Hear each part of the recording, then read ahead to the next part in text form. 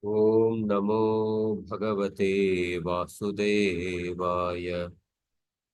Om Namo Bhagavate Vasudevaya. Om Namo Bhagavate Vasudevaya.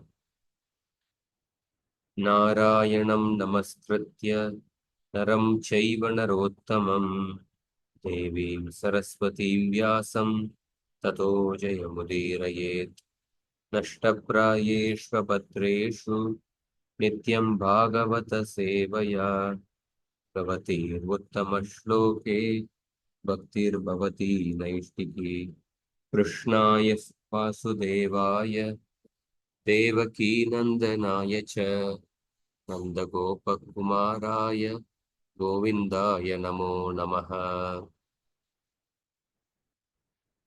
Om Jnanatimirandasya Jnananjanashalakaya Chakshuronmilitam Yena Tasmai Shri Gurave Namaha Namo Vishnupadaya Krishnapreshthaya Bhutale Srimate Bhaktivedanta Swamin Namine Namaste Saraswati Deve Gauravani Pracharine Nirvishesha Shunyavadi Paschatya Deshatarine Jaya Shri Krishna Chaitanya Prabhu Nityananda Shri Advaita Gadadhar Srivasadi Gaura Bhaktavrinda Hare Krishna Krishna Krishna Hare Hare Hare Rama Rama Rama Hare Hare. Sorry, Prabhuji, to interrupt. So, when yourself mentioned about this, how Narada travels all over the world, because he performed pure devotional service. So, what is the meaning of this? Like, I understood those who leave their bodies after continuous recognition of the Lord, but of the realities truly worthy of desire means what? What is the meaning of realities truly worthy of desire? Srimad Bhagavatam, first canto, sixth chapter. Okay. It's not quoted in this, na? Was it Uh, quoted in this Anuccheda? yeah, so it was before this a doubt on Nanu. The doubt was raised that if Vaikuntha is just like another planet, where you know how in Swargloka enjoyment comes to an end. Before that, that how those who leave their bodies after continuous recognition of the Lord, but of the realities truly worthy of desire, can freely travel to the other worlds. Srimad Bhagavatam, first canto. Hmm. So, what is that? Ah. It means Of the they real. understand that the reality which is truly worthy of desire is nothing within this particular material world. The reality which is truly worthy of desire is the service to the Lord. That is what they have realized. Okay, thank you, Prabhuji. Prabhupada says the first canto, sixth chapter, Naman Yanantasya Hatatrapa Patan Guhyani Badrani Kritani Cha Smaran Kam Paryatam Tushtamana Gataspriha Kalam Pratikshan Vimado Vimatsara. Narada tells to Vyasa that after I started traveling all over the world, ignoring all the formalities of this world by remembering and chanting the confidential pastimes of the Lord, which remove all inauspiciousness. Namani Anantasya Hatatrapa Patan Guhyani Bhadrani Kritani Chasparan. Without any envy, without any pride, with a completely satisfied mind. In that purport, Prabhupada says that the pure devotees are conducted only by one desire, only the desire to serve Krishna, or only the desire to go to Vaikuntha. Because they don't have any desire, because they don't have any other desire within the material world to achieve something in the material world, therefore they are not envious. So that's what it means. The reality worthy of desire. Only reality which is worthy of desire is service to Krishna. They are completely realize that fact. Thank you, Prabhuji. So we'll go through the commentary. It's a long commentary. It may take maybe at least 2 or 3 sessions, but we'll go through as much as possible. So in this, so Jiva Goswami is speaking about the 9 characteristics of Vaikuntha. The third characteristic we are seeing, Tato Askalanam. Vaikuntha has a nature that it will never allow a person to fall from Vaikuntha. So that is why Vaikuntha is called as Achyuta Pada. Achyuta Pada. This 4.12.37, this shloka, this word Achyuta Pada comes. Salokya Shanta Samadrisha Shuddha Sarva Bhutanu Ranjana Yanti Anjasa Achyuta Padam Achyuta Priyabandavaha. So Chuta means what? Chuta means to fall. Achyuta means not falling. So Achyuta Padam means Vaikuntha is a place from which nobody can fall. So the name of Vaikuntha is Achyuta Pada. Just like Krishna is called as Achyuta, one who never fails to exhibit his love towards the devotees, one who never fails to forgive his devotees, one who never fails to protect the vows of his devotees, or one who never deteriorates in rasa. Therefore, he is called as Achyuta. So, Achyuta Pada, the place of no fall. So, in the 61st Anuccheda, it was explained that Vaikuntha is not attained by karma, by fruitive activities. Because Vaikuntha is beyond time, because time destroys everything achieved by karma, and since Vaikuntha is beyond time, so therefore Vaikuntha cannot be attained by fruitive activities. But the time does not destroy the transcendental realm. Therefore, we saw in the shloka, 38th shloka, no? The 38th shloka, it was mentioned that न करहिचिन मत्परा शांतरोपे नंक्ष्यन्ति no may अनिमिषो lady हेतिहि.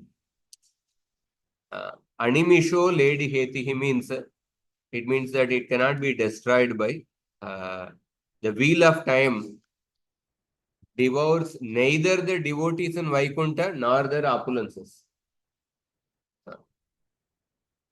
So time, it doesn't mean that time does not exist in Vaikuntha. Time exists in Vaikuntha, but the role of time which is played in the material world, that role is not there in the Vaikuntha. In the material realm,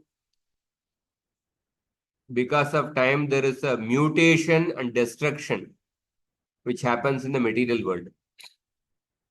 Najayate mriyate va kadachin, something grows, deteriorates, and then dies. But this role of time is not present in Vaikuntha.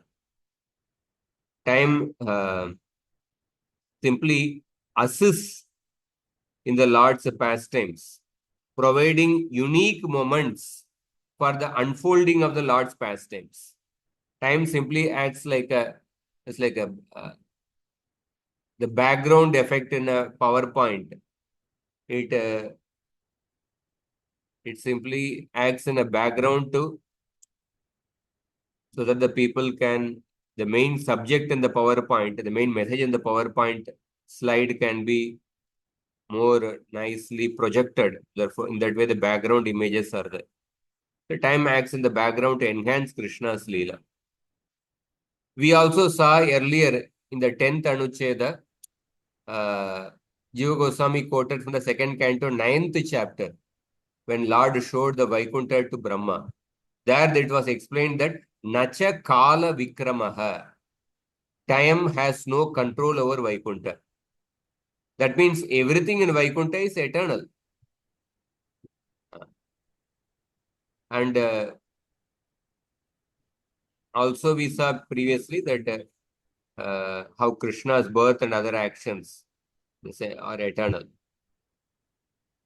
So the Lord and his actions are eternal, which means that the devotees and their actions are also eternal, because the devotees are related to the Lord.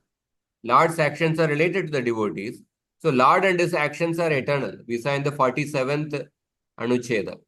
The 47th anuccheda, let us go to the his name, form, actions, attributes are transcendental. The Gajendra's prayer. Na vidyate yasya cha janma karma va nanama rupe gunadosha eva va. Bhagavan has no birth, name, form, virtues, and activities. However, for the purpose of creating and destroying this world, he accepts these perpetually by his internal potency. How the Lord's actions are transcendental, they are his birth and actions are transcendental. And because the Lord's actions are related to the devotees,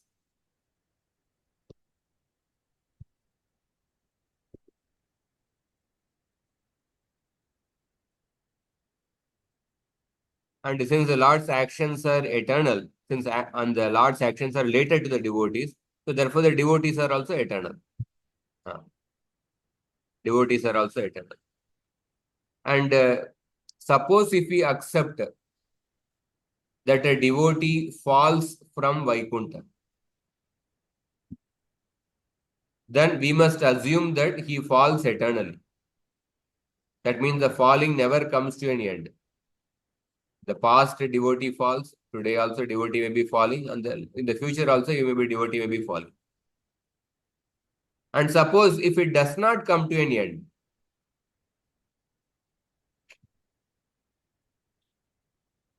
suppose if it does not come to an end, that means he never reaches the material world. That means suppose if the falling from Vaikuntha does not come to an end, that means he never reaches the material world. Because if a devotee can fall, then Vaikuntha must be concluded to be like any other material place. Because in the material world, you cannot stay permanently in any place. You'll be removed from that particular place. If a devotee can fall from Vaikuntha, then it is also like a material world only. It is also like a material world only. So therefore, like when Krishna is saying that Yadgatva na nivartante taddama paramam mama. In the Bhagavad Gita 15th chapter he says, once a person reaches Vaikuntha, never falls down. Yadgatva na nivartante. So now, suppose if we say we all came from the spiritual world, we all fell from the spiritual world. That means previously we all fell from the spiritual world. Then if you are saying now, what are you aiming for? You are aiming to go to spiritual world. What is the guarantee that you will not fall from there? Because Krishna says, Yadgatva na nivartante tadama paramamama. But then we came from the spiritual world, but now once we go back, we will not fall from the spiritual world. If somebody is saying like that, that means previously Vaikuntha did not have the quality of allowing its people to fall from there. Previously, people were falling from Vaikuntha, but now when you go back, you will not fall from Vaikuntha. So that means previously Vaikuntha's quality was different. At a certain point, Vaikuntha's quality changed. That is what it would mean. But actually, that is not a right explanation. When we say sun rises in the east,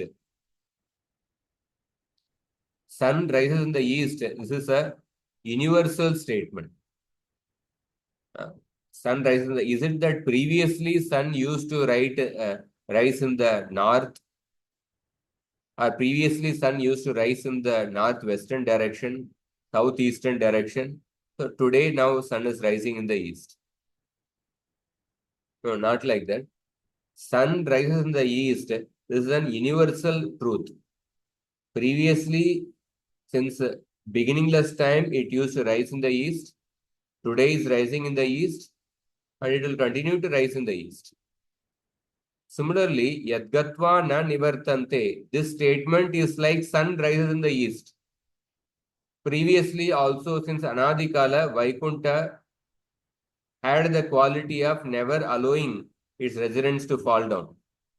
Today, Vaikuntha is having the quality of never allowing the residents to fall down. And in the future, for the rest of eternity, it always has the quality of never allowing the residents to fall down. That is the quality of Vaikuntha. So, if we say that Vaikuntha allows the residents to fall down, that means it is like any other material world. It's like any other material world. Or if we say that Vaikuntha, it used to allow the residents to fall down previously, but later now it is not allowing the residents to fall down. That means Vaikuntha is subject to time factor. Vaikuntha got transformed. The quality of Vaikuntha got transformed, that previously it was allowing the people to fall down. But later Vaikuntha got transformed, that it was not allowing the people to fall down. It was not allowing the people to fall down. That means the Vaikuntha, the quality got transformed. That means Vaikuntha is subject to transformation. But this is against the very nature of Vaikuntha described in the Shastra. Anything which can be transformed means it is under the control of time factor. Because our body is under the control of time factor, our body takes birth, it grows, and then it produces byproducts, and it stays for some time, it deteriorates and then dies. So anything which is getting transformed, like our body, it is under the control of time factor. If the Vaikuntha's quality got transformed from allowing the residents to fall down to not allowing the residents to fall down, that means Vaikuntha is under the control of time factor. But the Shastra is saying that Nacha Kala Vikramaha. Vaikuntha is not subject to time factor. It is not under the control of time. Is it understandable? Yes, Prabhu. Yes, Prabhuji. Going ahead. So to refute this misconception, Jiva Goswami begins by categorically stating Tato Askalanam. There is no fall from Vaikuntha. Since Jiva Goswami is discussing the inherent nature of Vaikuntha, it is understood that he is not referring only to those devotees who go there from the material world. So when he is saying Tato Askalanam, so in Vaikuntha there are two types of devotees: Nitya Siddha devotees, Sadhana Siddha devotees. Nitya Siddha devotees, eternally perfect. Sadhana Siddha, those who attained sadhana and then went to Vaikuntha. So one may say that Nitya Siddha devotees never fall from Vaikuntha, but Sadhana Siddha devotees can fall from Vaikuntha. Like that, somebody may give an explanation. But Jiva Goswami here is talking about the inherent nature of Vaikuntha. He's not saying that, this quality of Tato Askalanam, it is for Nitya Siddha devotees in Vaikuntha. It is not true for the Sadhana Siddha devotees. He is not mentioning like that. And furthermore, there is no Shastric evidence which indicates that there is any distinction between the devotees who arrive in Vaikuntha from the material world and those who have been there eternally. There is no Shastric evidence that Vaikuntha behaves in a particular way for the Sadhana Siddha devotees and Vaikuntha behaves differently for the Nitya devotees. So Vaikuntha manifests its inherent nature, that is Tato Askalanam, equally to all the resident devotees, whether Nitya Siddha or the Sadhana Siddha.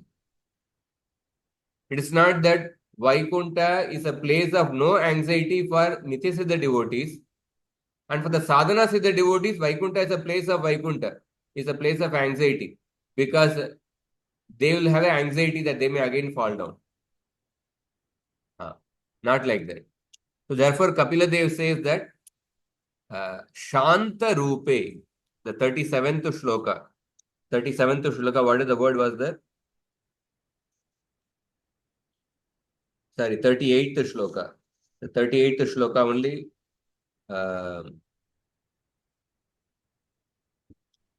Na karhichin matpara Shanta Rupe. Vaikuntha, its nature is of unadulterated peace, without trace of any influence that could disrupt the continuity of such peace. And then further, you see in that shloka, it is that Nangshyanti, na kargichit matpara shanta rupe, Nangshyanti no me, animisho ledi heti. Nangshyanti means will meet with destruction. Nangshyanti means will meet with destruction. Na Nangshyanti means will not meet with destruction. And particularly the word na karhichit is used. Na karhichit nangshyanti. Karhichit means this will never occur. This will never occur. That means that my devotees in Vaikuntha will never meet with the destruction, will never fall down from Vaikuntha. So Karihichit word is important. The residents of Vaikuntha, without exception, never lose their opulence. Therefore, Jiva Goswami writes, he writes there that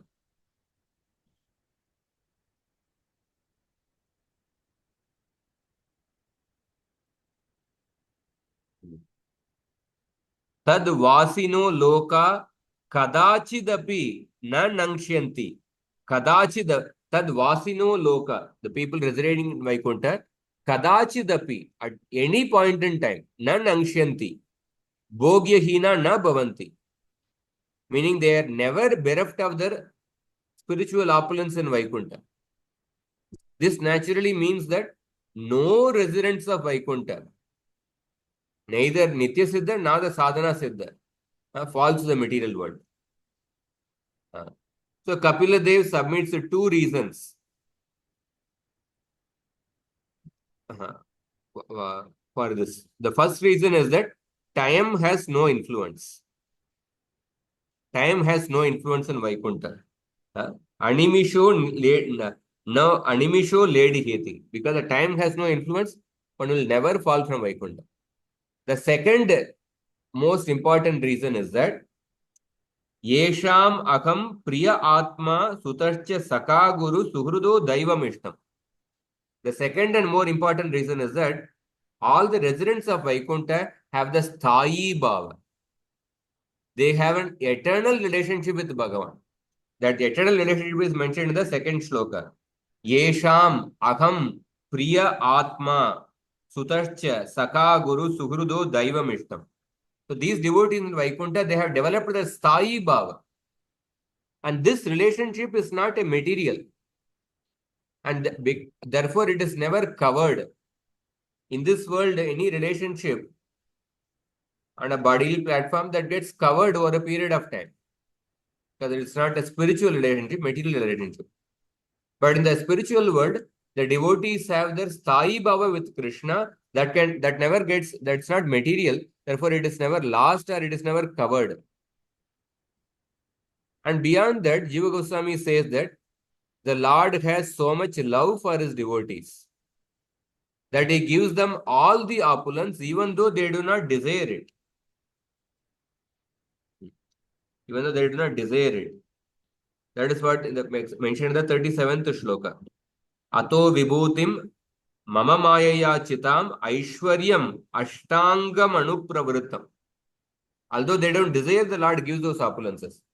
So there is no possibility that anything could violate the will of the Lord to deprive the devotees of their opulence. To dispel the doubt that spiritual opulence might cause the devotees to forget the Lord. So sometimes in this world, because of opulence, a person sometimes becomes proud and forgets the Lord. Janmaishwarya Shruta Shribir Yedamana Madapuman Naivarhat Yabidatum Vai Tvam Akinchana Gocharam. Because a person, because of being proud of one's high birth, high learning, beauty, or the wealth, one becomes proud, and because of that, one is not able to feelingly chant the names of the Lord. So one may say, so maybe spiritual opulence also may make a person proud. So, but then Jiva Goswami says that these spiritual opulences, they are not like the material opulences which can make the person forget the Lord. Because Jiva Goswami says, Tesham anartha rupatvam kanditam. Tesham anartha rupatvam kanditam. These opulences are in no way detrimental to them. Because he mentioned that if you see,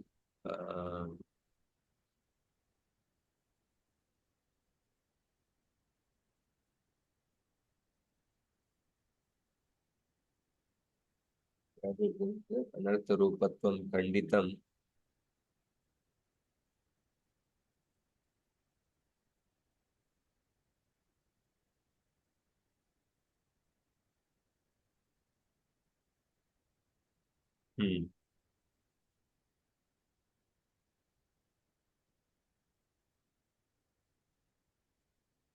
Yeah. Tesham anartha rupatvam kanditam. That means these opulences, Kapila Dev says that after the removal of ignorance, after the ignorance is completely removed, then the Lord gives these opulences. Therefore, these opulences will never be detrimental to them. And moreover, it is mentioned that suppose a devotee can fall from Vaikuntha. If a devotee can fall from Vaikuntha, that means he comes under the influence of the Maya Shakti of the Lord. He comes under the influence of the Maya Shakti of the Lord. So Maya Shakti acts in two ways. There are two aspects of Maya, that is Jiva Maya and then Guna Maya. So the Jiva Maya, the Maya Shakti first acts by concealing the awareness of the living entity. Concealing the awareness of one Swarupa. And then the Maya Shakti, after concealing his awareness of the Swarupa, Maya Shakti allures the Jivatma to the different objects of the material world. Allures through the projection of the world appearance. That is the Guna Maya potency. In this way, Jiva Maya and Guna Maya, these are the two aspects of Maya. But both these aspects of Maya cannot happen in Vaikuntha because Maya Shakti does not exist in Vaikuntha. It was explained previously in 2nd canto, 9th chapter. Nayatra Maya. Nayatra Maya. There is no influence of Maya in Vaikuntha.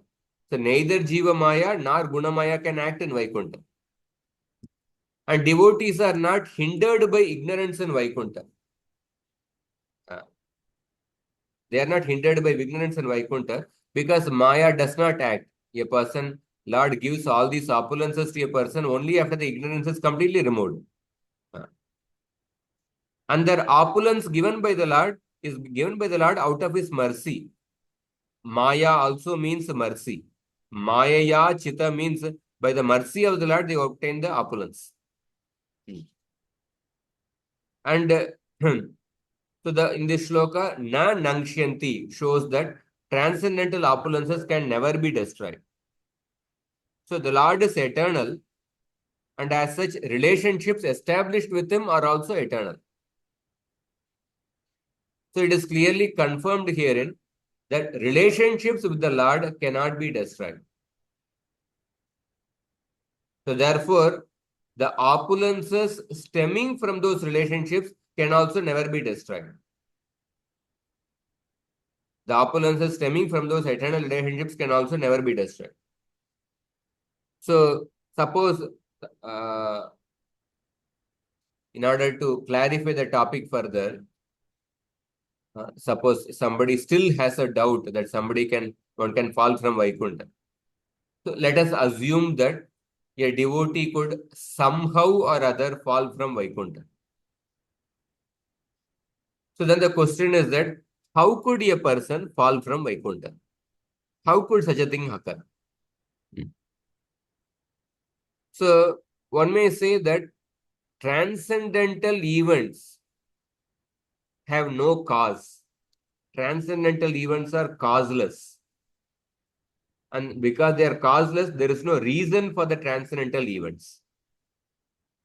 But falling down from Vaikuntha, it's not a transcendental event. It's a material event. So transcendental action yields transcendental results. But falling into the material world, it is leading to a material result. Therefore, falling from Vaikuntha, it cannot be considered as a transcendental action. So according to the principle of phala, bala, kalpanyaya, that means by seeing the result, you understand the cause. Phalena parichayate, Prabhupada used to say. By seeing the result, you understand the cause. So similarly, that falling, because it is the result is coming to the material world, so you can understand that the cause must also be material. Cause must also be material. So therefore, falling has a beginning and end, which characterizes it as a material occurrence. So therefore, falling from Vaikuntha cannot be considered as a transcendental. So then the question naturally arises is that how can a material event originate in the spiritual world? How can the material event originate in the spiritual world? Because it was already proved. The previous anuccheda only we proved that Vaikuntha is beyond the material world. The previous Prapancha Atitatva, 62nd anuccheda. Vaikuntha is actually transcendental to the material world. The 10th anuccheda also we saw that Vaikuntha is beyond the material world and free from the influence of time and free from the gunas of the Maya. So, but in response, one may argue that the origin of fall down is not material, but when the living being crosses the Vaikuntha, crosses the boundary of Vaikuntha, then the action became material.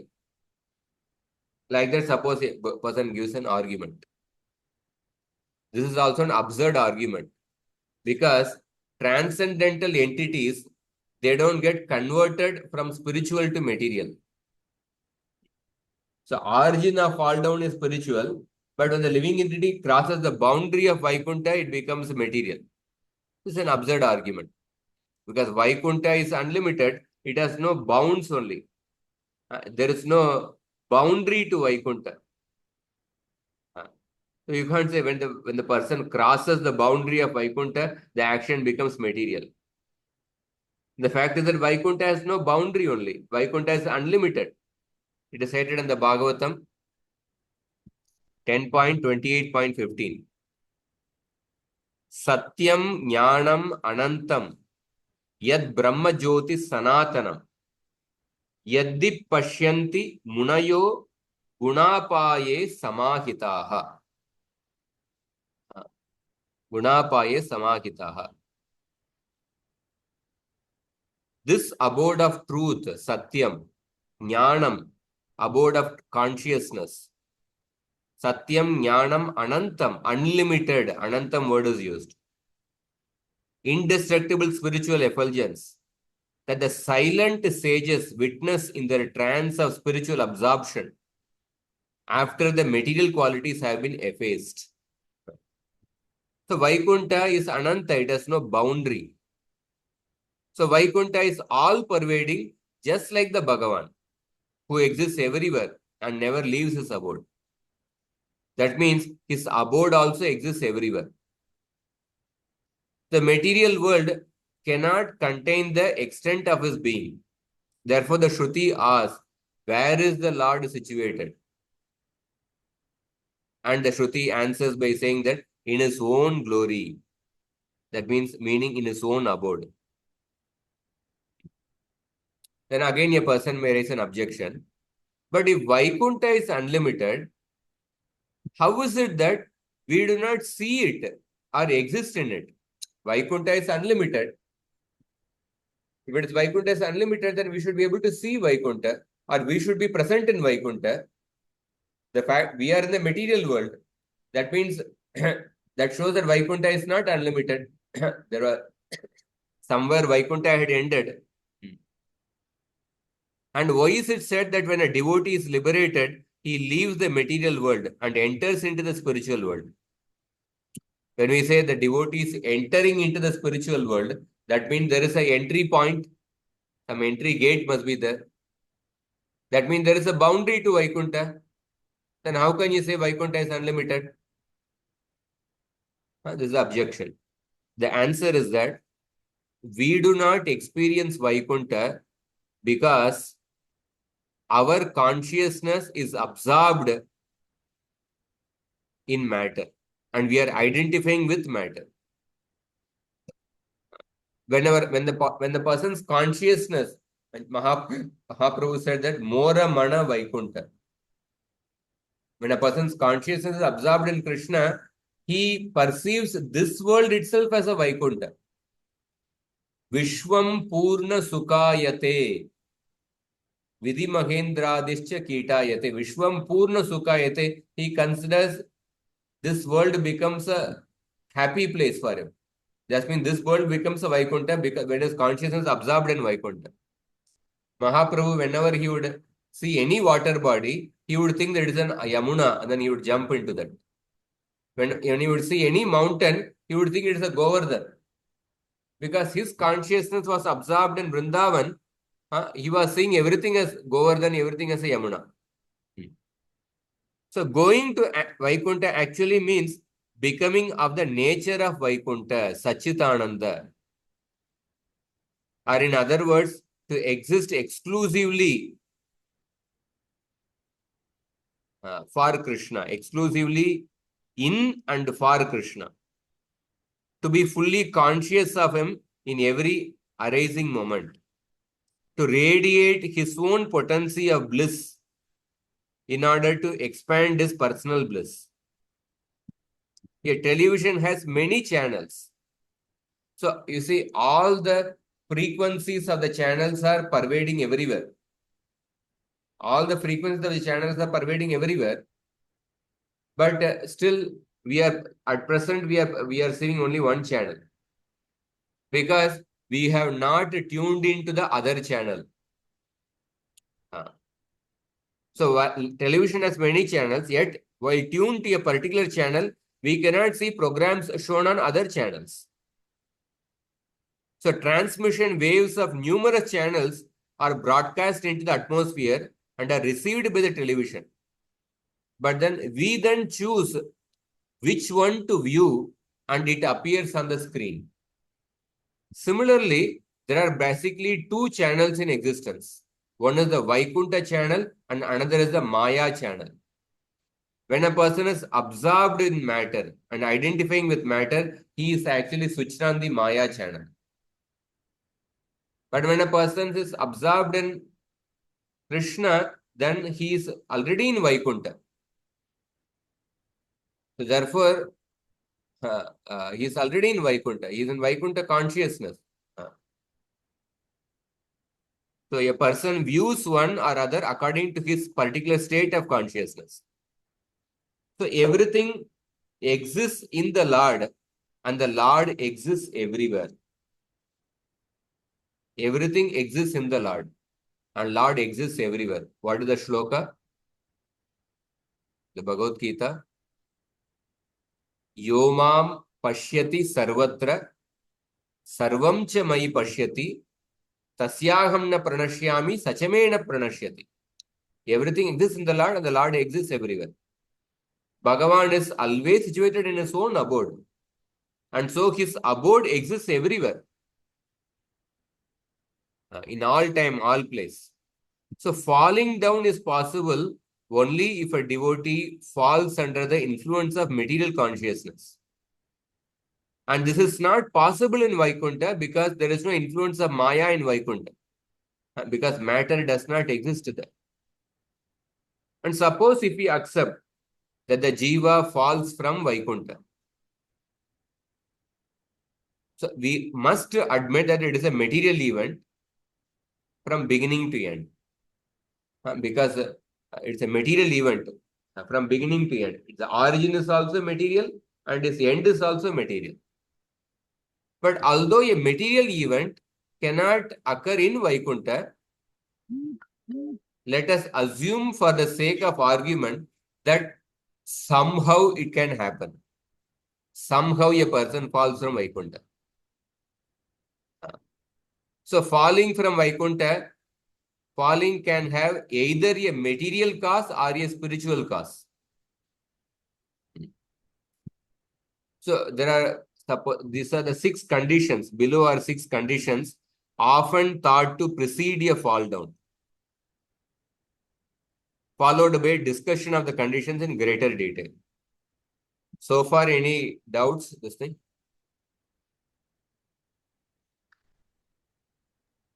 That means we have never reached the spiritual world. No, we never came from the spiritual world. So it's just Mahavishnu and coming out. Is it like? See, I'll show you other shlokas also in the Bhagavatam.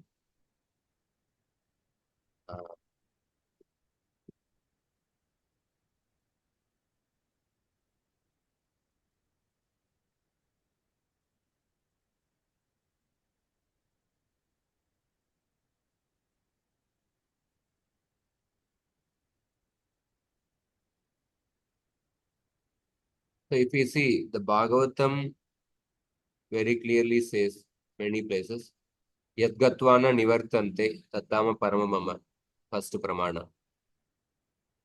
Mamupetya punarjanma dukalayam ashashvatam na apnuvanti mahatmana samsiddhim paramam gata.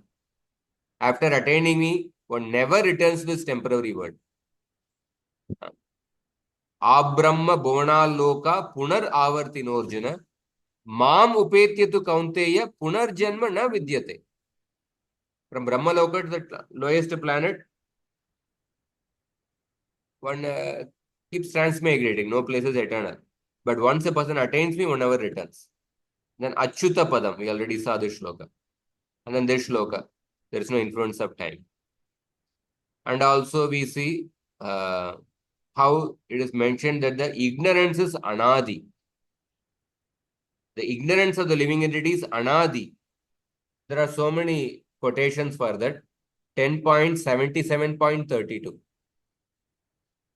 Yatpada sevor jitayatma. Are you able to see this shloka? Yes, Prabhuji. Yatpada sevor jitayatma avidyaya ahinvanti anadi atma viparyaya. Anadi atma viparyaya. That means since beginningless time, a person is atma viparyaya. That means he has turned away from the Lord. By virtue of self-realization, fortified by service rendered to his feet, the devotees of the Lord dispel the bodily concept of life, which has bewildered the soul since Anadi Kala. Actually, Anadi, the translation should be beginningless. Time immemorial is not the right translation because the word time immemorial, English translation, Time immemorial, what does it mean? From a very long time, which you have forgotten. Immemorial. Immemorial, that means beyond our memory. But what it means is that at a particular point it began, but we forgot that this is beyond our memory. That is what time immemorial means. But anadi means beginningless. Because time immemorial means like some 10 billion years before we fell down, we developed ignorance. But we forgotten that. It is beyond our memory. Time immemorial. But then it would mean that there was a beginning there. But the word is anadi, that adi means beginning. Anadi means simple opposite of that, beginningless. The translation should be since beginningless time.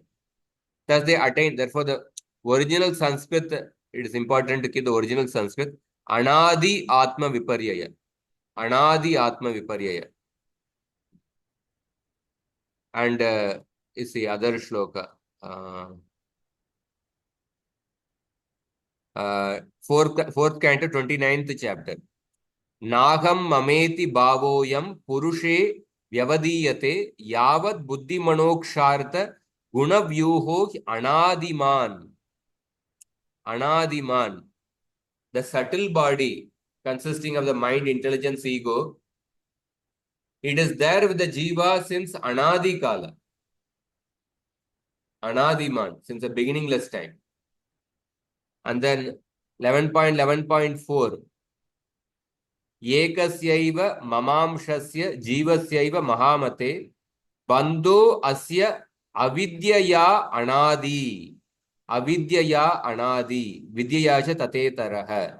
Avidya sense it's anadi time. And then so these are all direct shlokas. These are direct shlokas. And then moreover, if we see some of the other shlokas, anadi avidya yuktasya purushasya atma vedana. Since anadi kala, living entity is endowed with ignorance. 11.22.10. And then prakritim purusham chaiva vidya anadi ubhavapi. Prakriti and the purusha, jivatma, both are there in this world since anadi kala. And their connection with each other, that is also since anadi kala. So, and these are all direct shlokas, direct shastra. And acharyas have also confirmed. For example, in this purport, Eya sammohito jivo atmanam trigunatmakam paropi manute nartam tatkritam cha abhipadyate. This is a shloka from first canto, 7th chapter. Because of the external energy, the living entity, although transcendental the three modes of nature, thinks of himself as a material product and thus undergoes the reactions of material miseries. So one may ask the question, does it mean that the jivas were earlier not identifying themselves with the matter? Means like earlier they were liberated and then later they start identifying? One may get the question. So Baldev Vidyabhushan immediately answers in the purport, Tayoho na jivatma and the material nature. Tayoho samslesho api anadiriti bhava.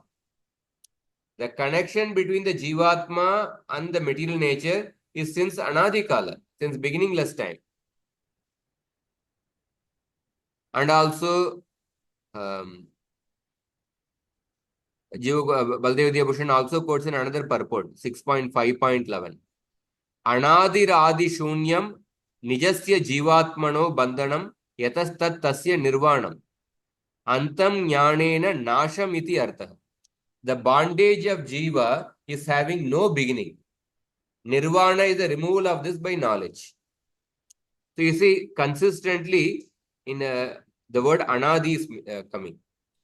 So if the meaning of the word anadi is beginningless or time immemorial.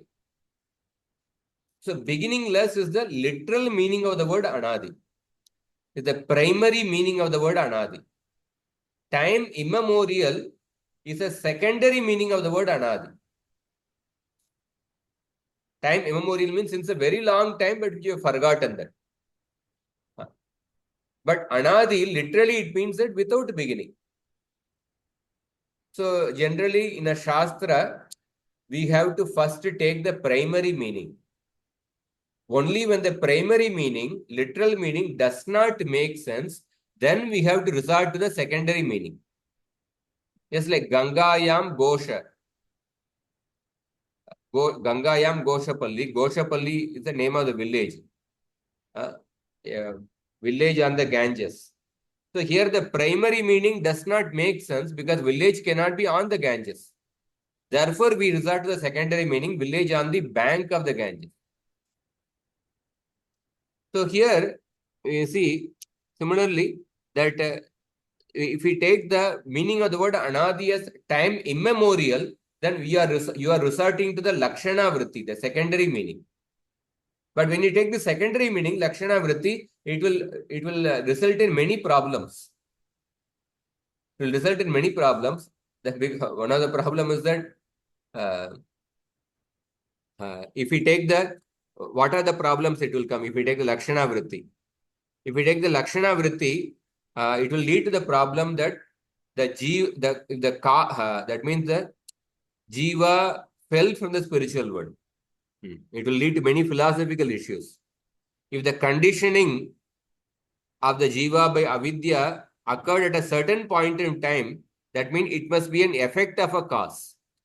There was a cause, and then the effect was that the jivatma got covered by avidya. So then, who is the cause of the jiva's conditioning? What event caused the jiva to come into avidya? So then, suppose if we say if the cause of the jiva's conditioning is Bhagavan, then it would immediately contradict the shastra. If the cause of the jiva's conditioning is the Bhagavan, then it would mean that Bhagavan caused the jiva to fall down. It would mean that Bhagavan has the pakshapata. He has a partiality or he is cruel to the jivatma. And this contradicts the very Vedic statement. The Vedanta Sutra says that Bhagavan is free of bias. Bhagavan does not have a biased nature. So this statement of the Shastra will be flouted if we say that Bhagavan is the cause of the conditioning of the jivatma. If the cause of the jiva's conditioning is the jiva itself, the jivatma itself is the cause of the jiva's conditioning, then too the accusation will come upon the Bhagavan and its internal Shakti that Bhagavan could not protect the jivatma from falling down. Bhagavan could not save the jivatma from falling victim to the Maya potency. Bhagavan could have saved the jivatma from getting conditioned by his infinite mercy, but he did not save it. That means Bhagavan, out of his cruelty, he allowed the jiva to fall down. So again, this Vedanta Vedic statement that Bhagavan is free from cruelty, that statement will be flouted. And third problem is that there was influence of Maya in the spiritual world. But that will be, again, that will contradict the statement, Nayatra Maya. There is no Maya in the spiritual world. So therefore, the Shastras say that Jivatma's conditioning is Anadi, beginningless. If you take the meaning of the word Anadi as time immemorial instead of beginningless, it will lead to so many contradictions. It will lead to so many philosophical issues. Therefore, you have to take the literal meaning of the word Anadi, that is beginningless. So when the term Anadi is used, then we go out of the domain of cause and effect. That means neither Bhagavan nor the Jivatma is responsible for the conditioning. Bhagavan is not responsible for the conditioning of the Jivatma, and Jivatma himself is not responsible for the conditioning of the Jivatma. So then who is responsible? So answer to this question is in the domain of Achintya. inconceivable. Because whatever is anadi is also achintya. It is achintya for the conditioned soul. So one cannot look into that window of anadi and find out the original cause of the conditioning. Why? Because in this world, one cannot look into the window of anadi to find out the original cause of conditioning. So that means that is where the philosophical exegesis on this issue ends. You cannot say what caused that jivatma, what caused the jivatma to come under the avidya. The fact that there is no cause, it is anadi, it is beginningless. How can it be beginningless? There must be some cause. No, it is achintya. It is achintya. So therefore, but sometimes because like when you are hearing itself, it may be a little difficult to grasp. How can the avidya be causeless without beginning? Therefore, sometimes the acharya, like Srila Prabhupada, because he saw that the devotees were unable to grasp this concept, Srila Prabhupada has given a cause for the jiva's conditioning. Srila Prabhupada has given a cause for the jiva's conditioning. That jivatma, he was there in the spiritual world, and then when he desired to enjoy independently from Krishna, he fell from the spiritual world. Because this concept of anadi, because we are so used to the concept of cause and effect, cause and effect. When we, even the Gita quotes, when we say that God is the source of everything, but he does not have a cause. God is the one who he created everything, but he is not created by anyone. And people ask, who created God? How can he not be created by somebody? So people cannot conceive that. So because when people think that there must be cause and effect, so therefore Prabhupada sometimes some of the people were unable to understand this cause and effect. Therefore, sometimes he gave a cause. The jiva fell from the spiritual world. But there is no Shastrik Pramana. But Prabhupada gave like that because the Western mindset were not able to see that. But we will also see Prabhupada very clearly mentioned that nobody can fall from the spiritual world. That also he has mentioned. And sometimes he has mentioned that Jiva was there with Krishna in the spiritual world. And then he fell from that. He has mentioned that. Because the Western mindset, they were not able to understand this concept of anadi because it goes in the realm of achintya. Is it understandable?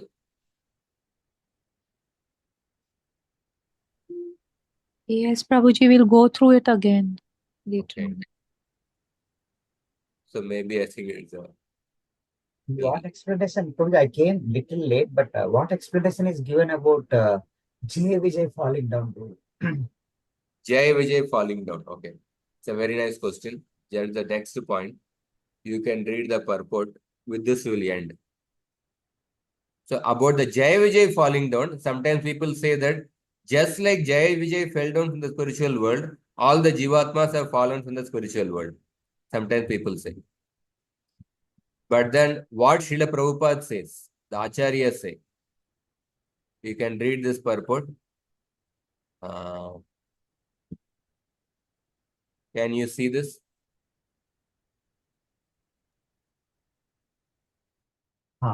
Yes, Prabhu. This is from the Jai Vijay section, 3rd canto, 16th chapter. Okay. So from the beginning, I should read or? You can read. In Bhagavad Gita 4.8, also it is said that the Lord appears just to give protection to the devotees and to annihilate the non-devotees. The non-devotees are found in the material world, not in the spiritual world. Therefore, when the Lord wants to fight, he has to come to this world. But who will fight with the Supreme Lord? No one is able to fight with him. Therefore, because the Lord's pastimes in the material world are always performed with his associates, not with others, he has to find some devotee who will play the part of an enemy. In Bhagavad Gita, the Lord says to Arjuna, my dear Arjuna, both you and I have appeared many, many times in this material world, but you have forgotten, whereas I remember.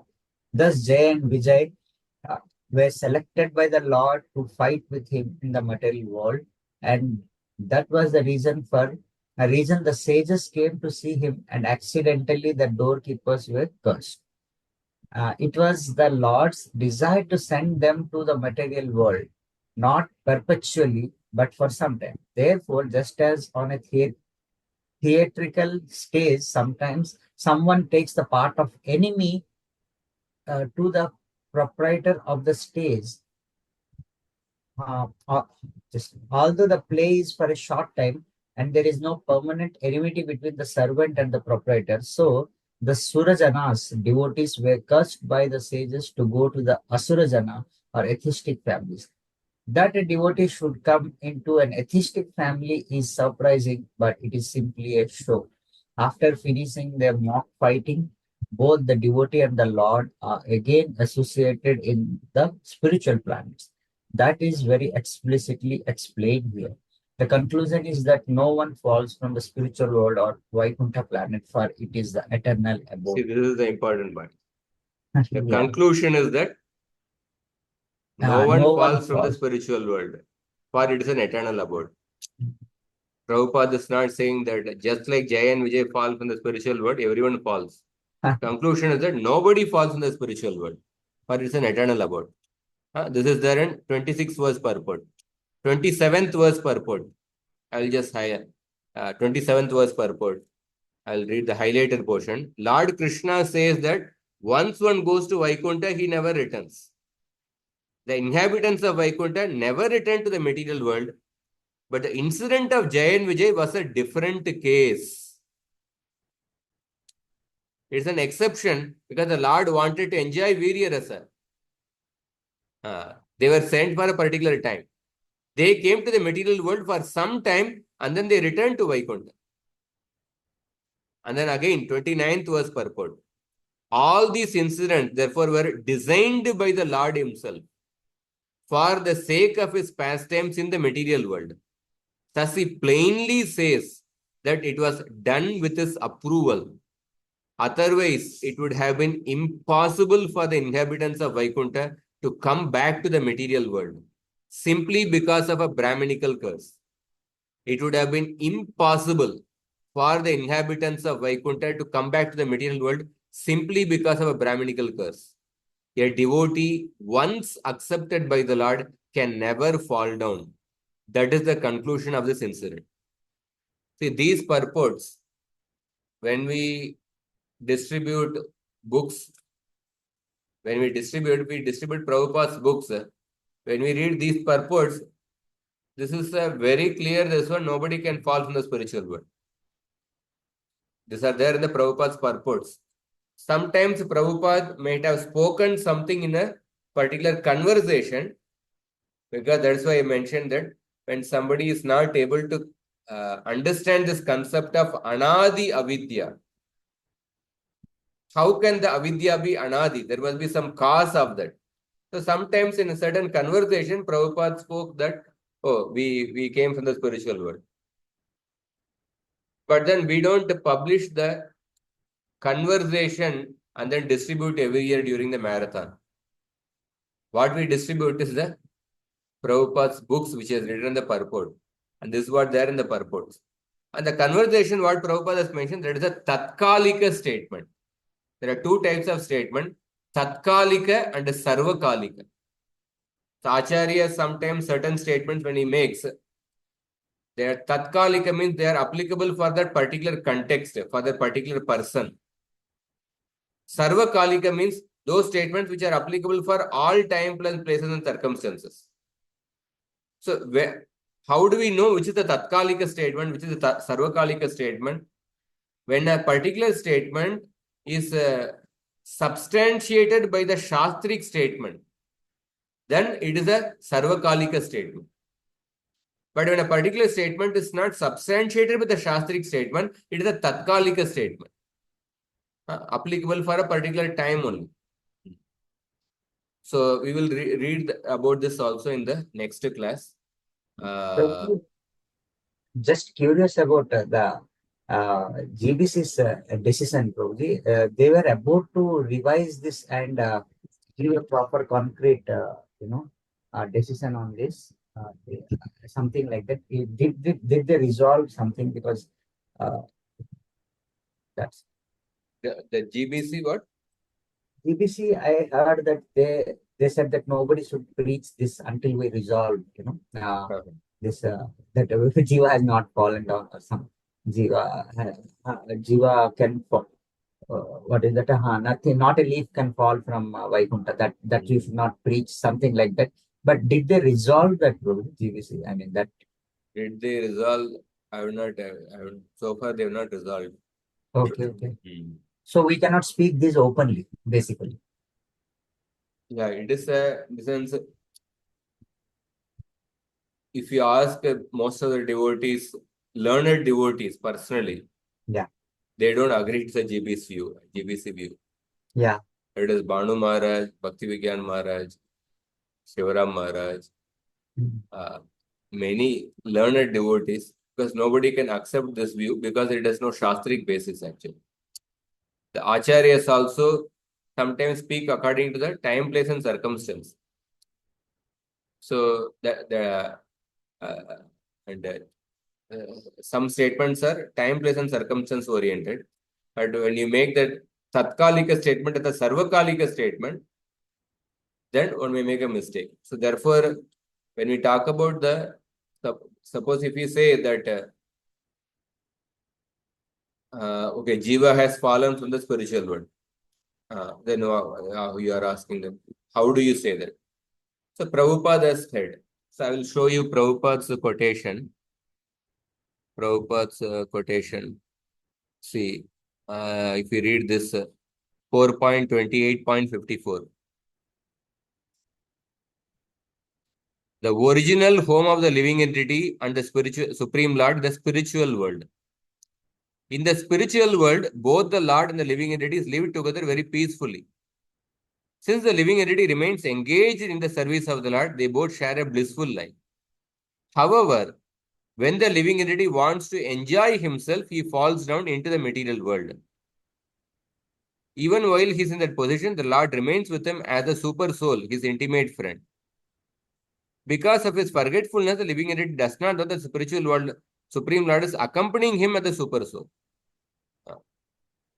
So Prabhupada says that the living entity was there with the Lord in the spiritual world. See here in this, so suppose when we say, because Prabhupada said the living entity has fallen to the spiritual world. But Prabhupada's statements would be accepted only within ISKCON. Isn't it correct? Yes. Like, Yes. Suppose outside the ISKCON, say suppose the rest of the Gaudiya Sampradaya, will they give absolute authority to Prabhupada's statements? No, unless it matches with Shastric. So Prabhupada is the founder Acharya within ISKCON. The Prabhupada's statement outside the ISKCON, only when it is supported by the Shastra, then they will accept it. And what about in other Sampradaya? The other Sampradayas, they may not accept Prabhupada as the Acharya. There is a Guru, Sadhu and Shastra. Out of that, Guru and Sadhu statements will be accepted when they are in line with the Shastra. When they are in line with the Shastra. So therefore, that Prabhupada's statement, when he says that the Jivatma fell from the spiritual world, then when we quote appropriate Shastric statement, which will be accepted by all the Sampradayas. Shastric statement means Vedas or Upanishads or Puranas, Bhagavatam, Shloka, like I quoted different shlokas, or Vedanta Sutra. These are accepted by all the people in all the Sampradayas. Then people will accept it. So otherwise, that Prabhupada's statement should be taken in a contextual way. At the same time, as the followers of Srila Prabhupada, we have the duty to defend every statement of Prabhupada. The duty of a disciple is to defend every action and the statement of the Guru, every statement and action of the Acharya. So as followers of Prabhupada, we have the duty. At the same time, we have the duty to defend the Shastra also. So some people, in defending Prabhupada, they completely they show the blind eye to the so many Shastric statements. Anadya Vidya, so many Shastric statements are there. Anadya Vidya, nobody falls in the spiritual world, nobody falls in the spiritual world. And the same Prabhupada statements in third canto purport that nobody can fall in the spiritual world. They become they show blind eye to the spiritual world, these statements, and they only show certain statements of Prabhupada quoted in the, say, conversation or something like that, devotee falls in the spiritual world. Of course, this is from the purport. They only stick to certain statements of Prabhupada, but they neglect the other statement. And some people, they defend the Shastra, but then they don't defend the Acharya. But we have to, as the followers of the Acharya, we have to defend the Acharya also. So how do we defend both the Shastra and also how do we defend both the Acharya also? The way to do that is that, the statement of Prabhupada, where Prabhupada said that Jiva fell from the spiritual world, that's a Tatkalika statement. And the other statements which say, Prabhupada said, for the third canto statements we read, it is very clear this one, conclusion is that nobody falls from there. And these statements, because they agree with the Shastra, they are the Sarvakalika statement. So why did Prabhupada make the Tatkalika statement? Because, again, as I mentioned, that when we are conditioned with the Western education, we are conditioned to think in terms of cause and effect, cause and effect, cause and effect. How can something be causeless since anadikali a person be in ignorance? We are not able to conceive that. So therefore, sometimes the acharyas, they have given a cause to that, although there is no cause for it. If we actually give a cause that a person fell from the spiritual world, it will lead to many philosophical problems. It will lead to the partiality or cruelty in the character of Bhagavan. It will lead to the how there is Maya in the spiritual world. It will lead to other contradictions. But then still, Prabhupada, sometimes the acharyas have given a cause to it because they saw that conditioned mind is unable to think of that causeless this one. So last one, we'll just read this Bhaktivinoda Thakur's this one, and then we'll end. So you read this Bhaktivinoda Thakur. Prabhupada mentions in a conversation, Bhaktivinoda Thakur is a liberated acharya. Liberated acharya means what? One who is free from the 4 defects of a human being. So what does Bhaktivinoda Thakur says in Jaiva Dharma? You can just read this. Original Bengali is there. I'll read the original Bengali and then you can read the translation and then we'll end.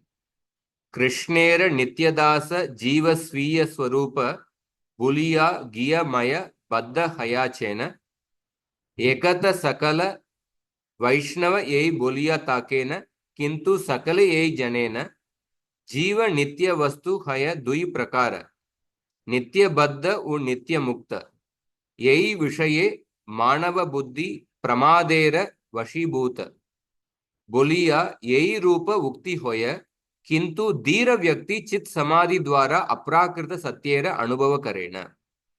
Can read this? All Vaishnavas say that the Jiva is Nitya, eternal servant of Krishna, and having forgotten its Swarupa, has now become trapped in Maya.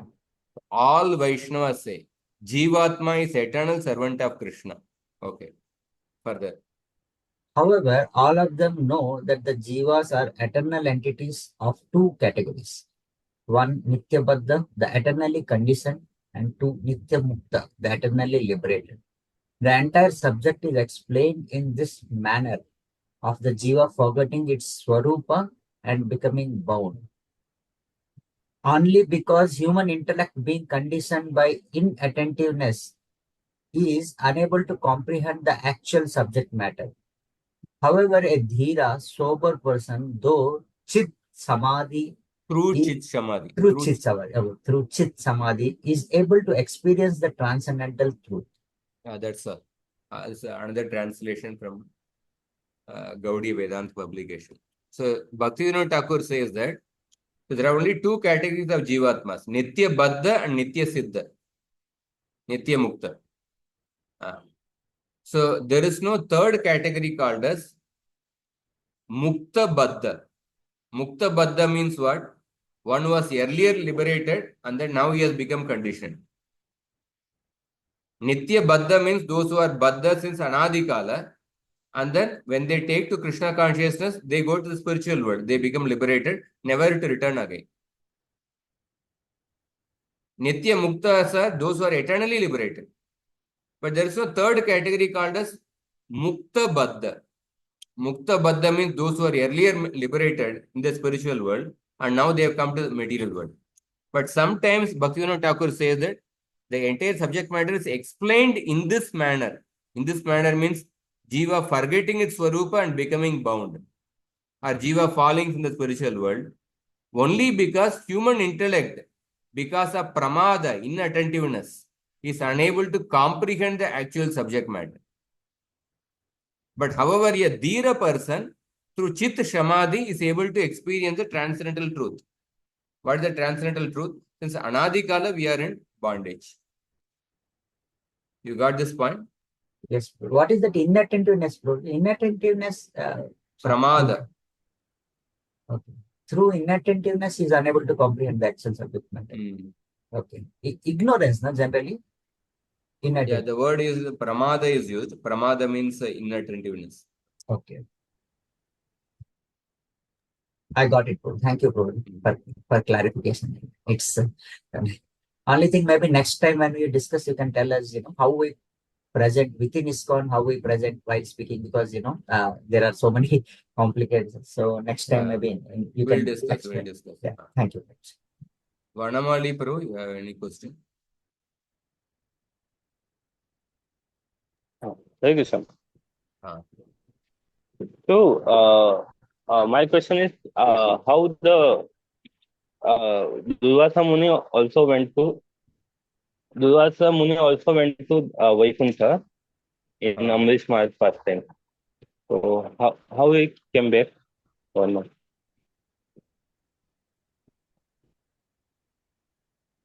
Yeah, Durvasa Muni went to the Vaikuntha within the material world. Okay. There is that. There is incarnation of the Lord called as Vaikuntha. There's an incarnation. He made a Vaikuntha within the material world. Durvasa Muni went there. Moreover, these special cases, there are certain special cases for a particular pastime. So that cannot be the special case. By the special cases, you cannot make a general statement. Just like Jaya Vijay case was a special case. Prabhupada is saying clearly. Jaya Vijay's case is a very special case. He falling from they coming from the Vaikuntha.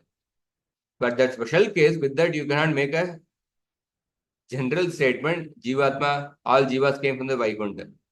Similarly, Durvasa Muni going to Vaikuntha is a special case.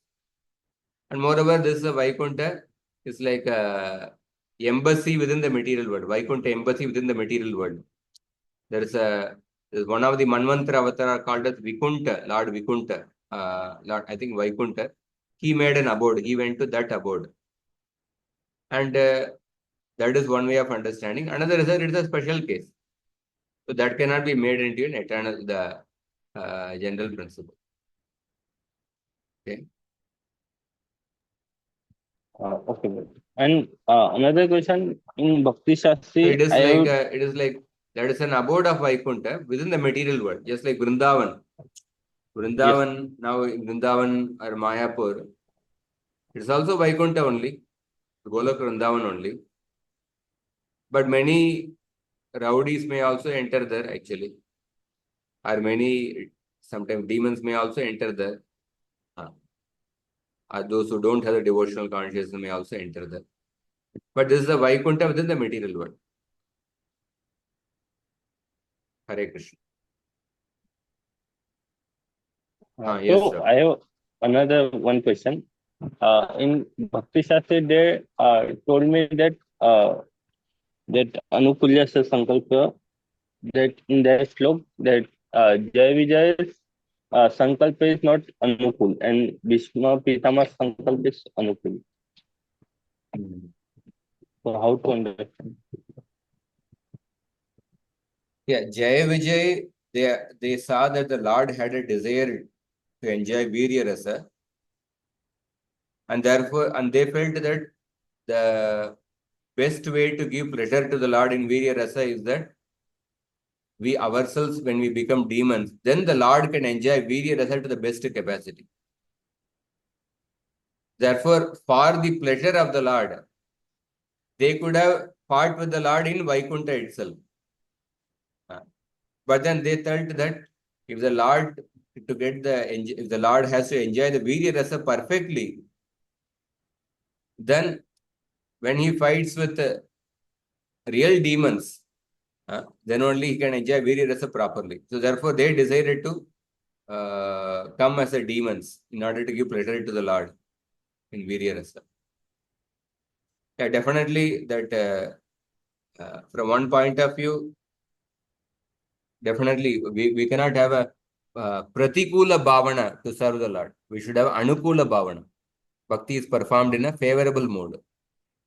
Pratikula bhavana should be avoided. But Jaya Vijay's service attitude that for the sake of Lord to enjoy the Virya Rasa, we don't mind leaving Vaikuntha and becoming demons. So in that way, for the pleasure of the Lord, we are not ready to do anything. So that is the surrender of Jaya Vijay. Okay. Okay. So you can go through what we have discussed. We will discuss some more. In the next class, we will discuss further about, as Tribhanga Gopal Prabhu also asked about how to present this one. The purpose of the whole thing is not to create some controversy or something like that, but to understand the subject is the course of the Bhagavad Sandarbha. We have come to this anuccheda, therefore we are discussing, and we will see in this understanding we'll also mature, and also we'll learn how to present to others, what to do it. Hare Krishna. Thank you, Prabhu. Hare Krishna. Prabhuji, you have another class right now. No, 7:30 I have it. So, Prabhuji, that nyai which you said, that phala thing, how did that word come up? Like, how is it related? I didn't hear properly, maybe. Yeah, That that phala. that nyaya was that phala bala kalpanyaya. Phala bala kalpanyaya. Phala bala. Phala is the result. Kalpa means, here it means understanding. Phala bala kalpanyaya. By seeing the strength of the phala, or by seeing the result, you do the kalpana. You conceive, or you infer, or you imagine what will be the cost. What will be the cost? Understanding a cause by its results. That is called phala bala kalpanyaya. By seeing the strength of the result, you infer what is the cause of that. Kalpana karana. Kalpa means the same, but not a mental speculation. It is based on the result you are inferring. Okay, thank Okay. you, Prabhuji.